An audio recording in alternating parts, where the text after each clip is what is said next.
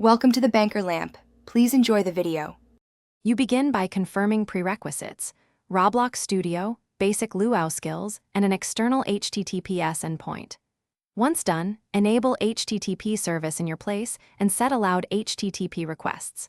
Next, create a minimal server route that accepts post/RPC or /event and returns JSON. This is your first actionable call. Make sure to generate an API token, store it encrypted, and hardcode only a test key in development, so you can call the endpoint from a script. You now implement the middle layer. Design clear endpoints and a payload schema so Roblox and your server agree on keys and types. Then, verify the authorization token on every request and sanitize payload fields to prevent injection.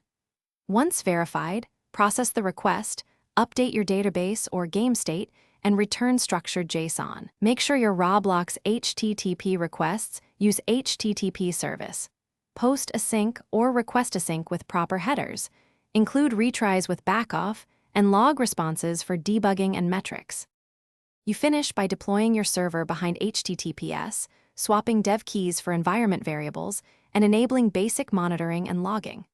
Then, update your Roblox scripts to call the production URL and perform an end-to-end test. Create an in-game action that triggers the API and confirm the expected response.